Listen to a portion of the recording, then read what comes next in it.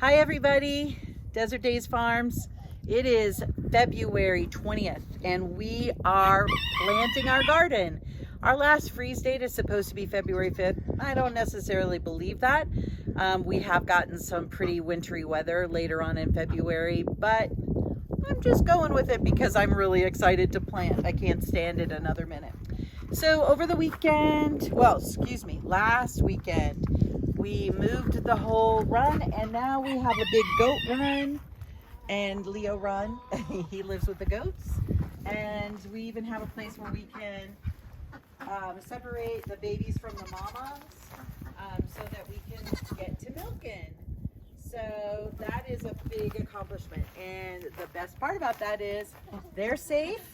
They have more space, probably doubled the space, and I can get my garden going. Yes, Bug, we hear you. So today I want to talk just a little bit about this gutter system I'm super excited about.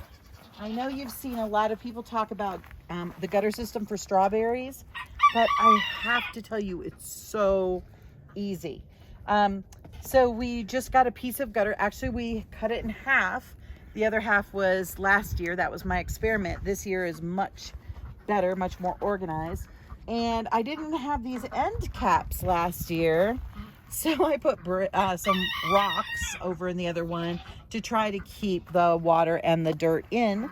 It worked. It wasn't the best, but so this year we ran and got at Lowe's these end caps. They came in a pair, one for the left side and one for the right side, and we picked up our strawberries. And the cool thing is because we'll put them in, and then as the runners run, there's plenty of room for them to run both in the dirt one way or the other, and then they can fall over like a little cascade.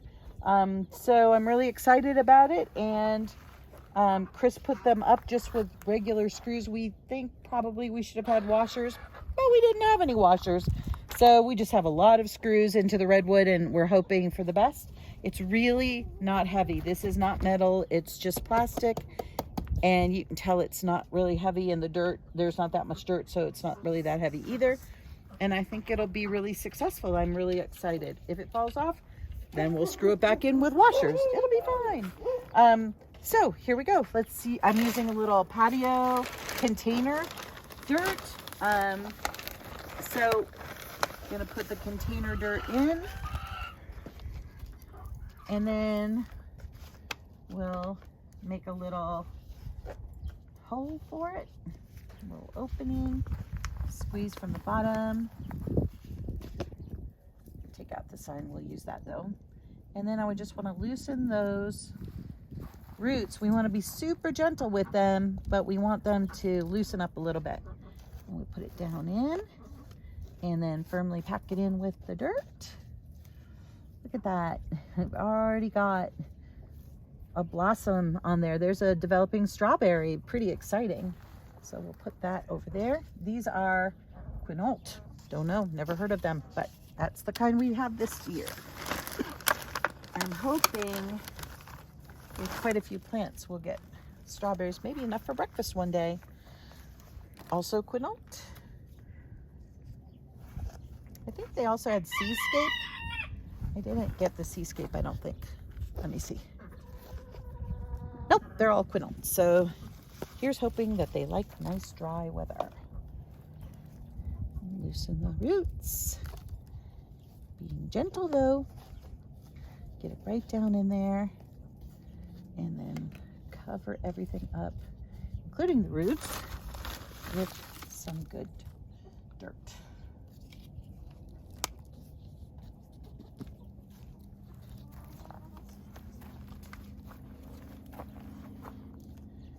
I want to remember what kind they are, so I'm keeping that little sign. And then the last one over on this side,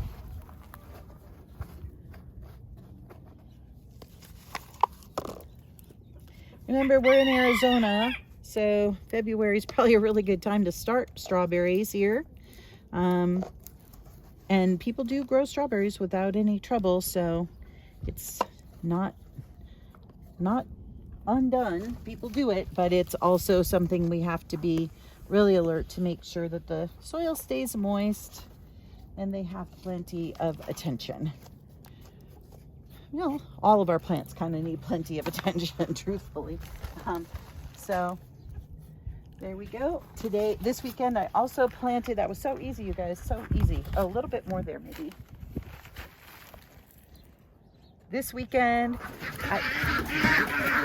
oh, hello, Mr. Harris Hawk.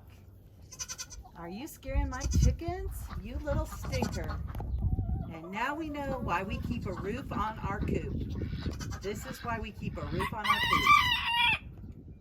Harris hawks are the only hawks that hunt in families. Somewhere around here, his brother or sister, and probably mom and dad, they hunt in groups, in packs. And we know that we've always had a pack of them, and we've worked really hard to make sure that our livestock is safe from them and all the other kinds of predators we have.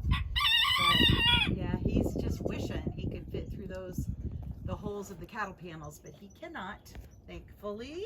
And so our poultry is safe in their little special garden. But disappointment for you today, Mr. Harris Hawk. Go find a bunny or a pack rat. Go on. You're not getting these guys.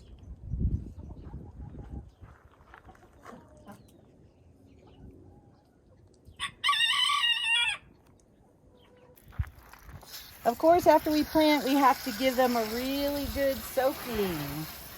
So I have my wonderful garden hose, and I just give them a real good soaking. And fortunately, this gutter, I guess if it was an actual gutter, I'd be kind of sad about how much dripped out.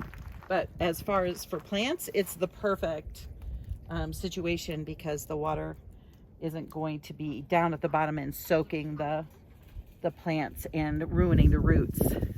So it's a good situation.